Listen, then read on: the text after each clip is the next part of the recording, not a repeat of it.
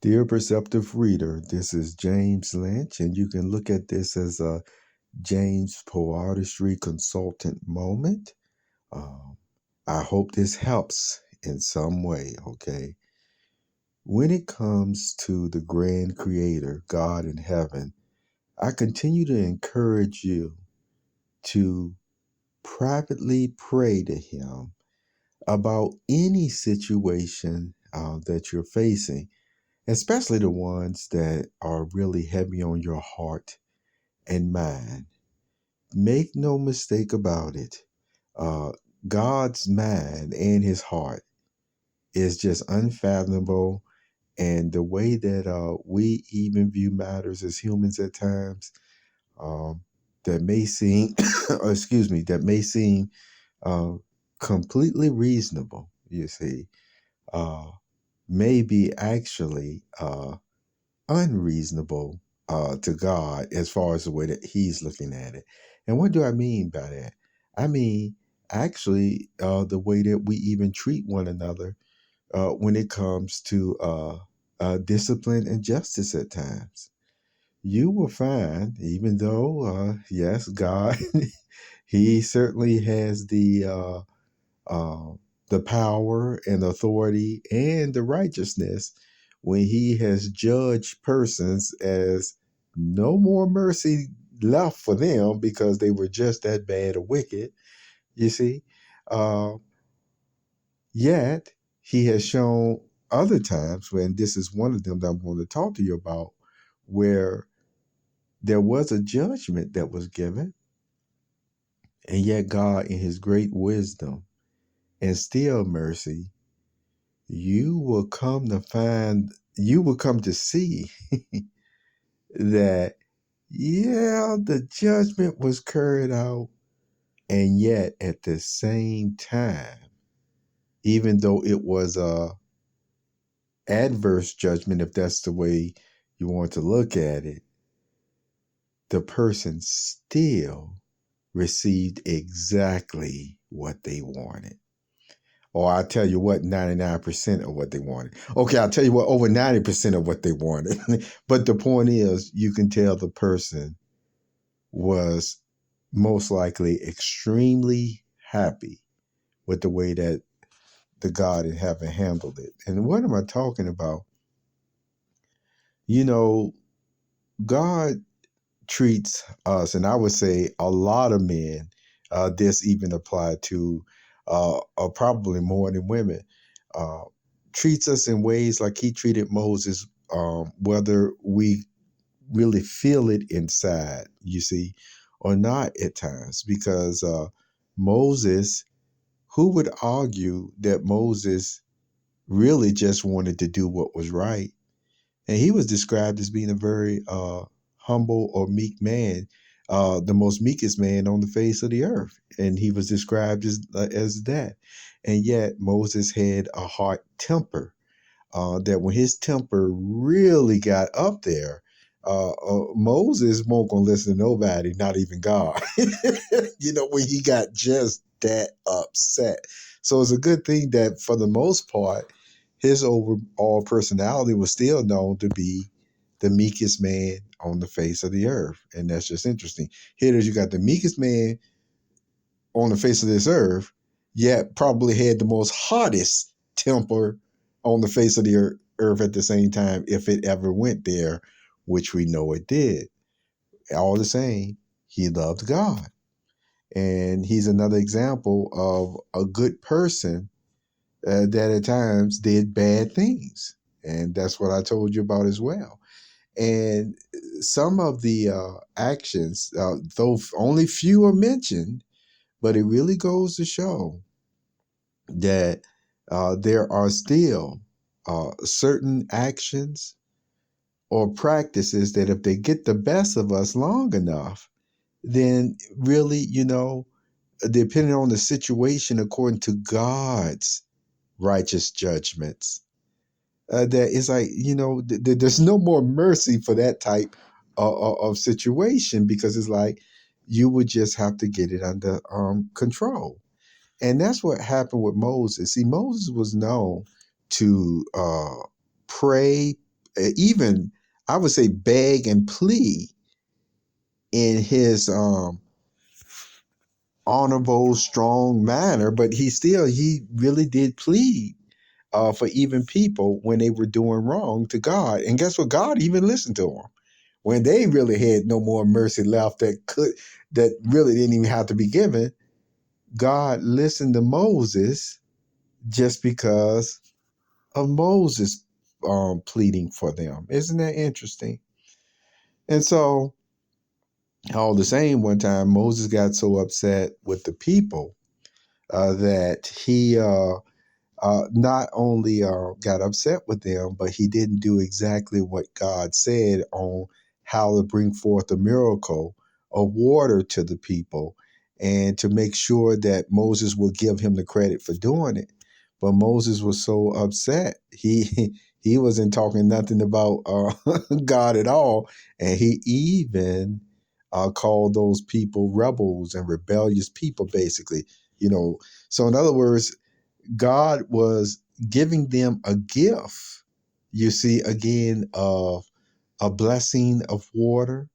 Uh, it was an opportunity to really go to show the love and the caringness, the shepherd, if you will, of God to take care of his people, even though they were murmuring and everything else. And yet Moses got so upset, he turned that opportunity like you take this water, you rebellious people.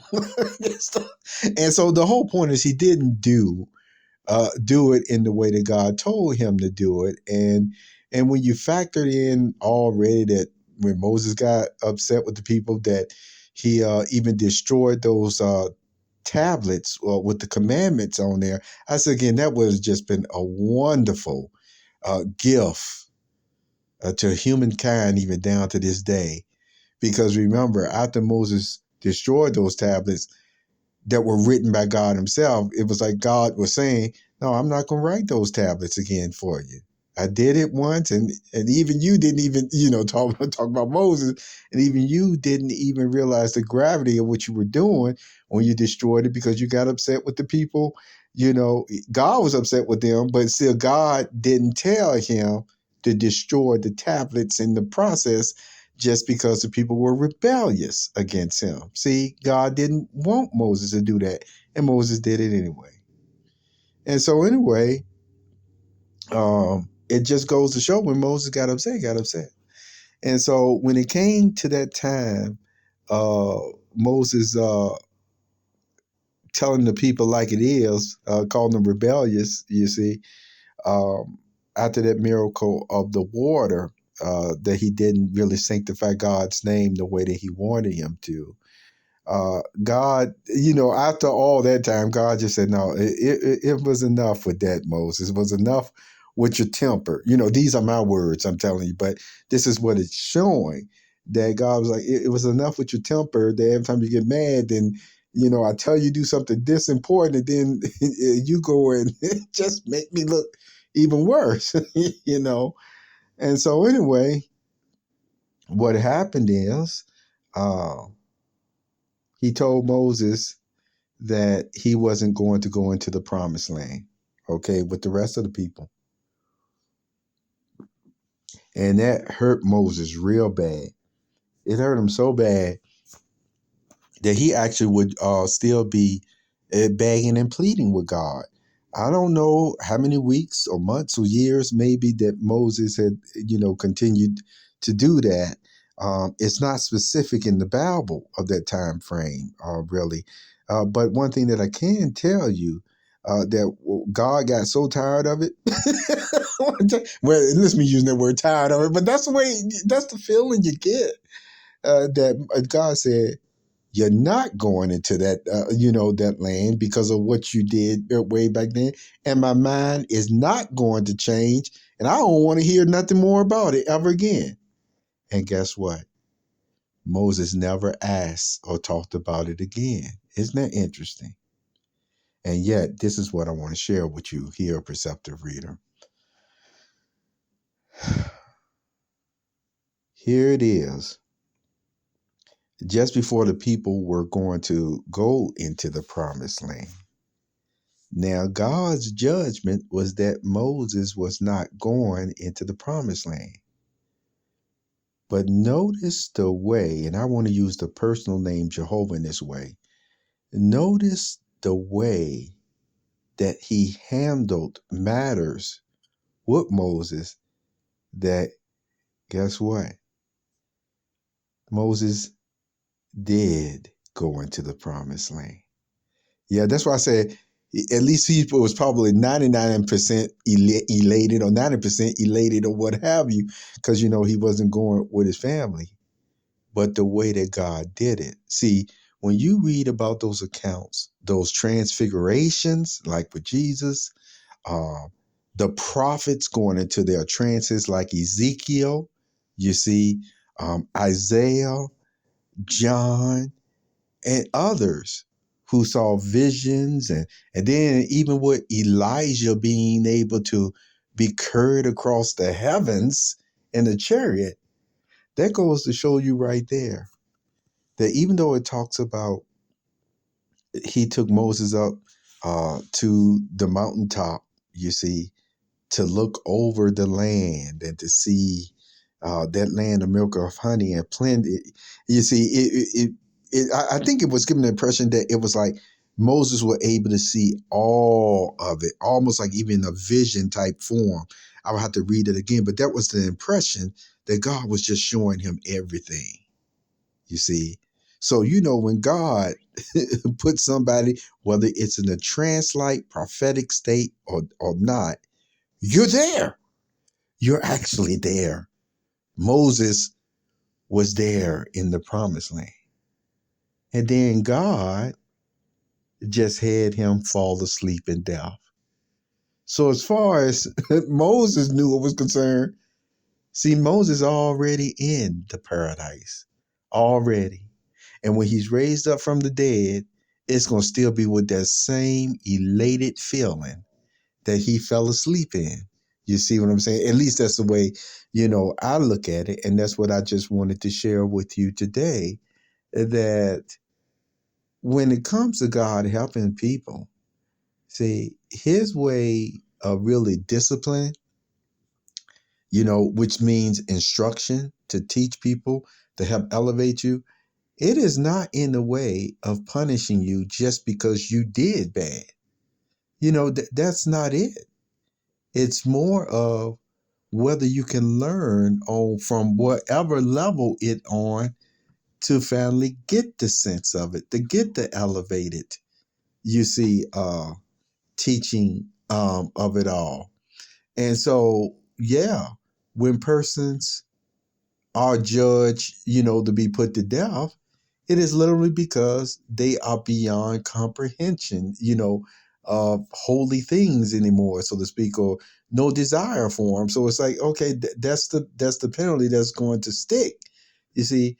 But when you got people, and that's why I emphasize, who really do want to live in peace, who really do want to do good, it's not even, and you better, really take this in the context that I'm saying it in, because I told you it's just on a regular level.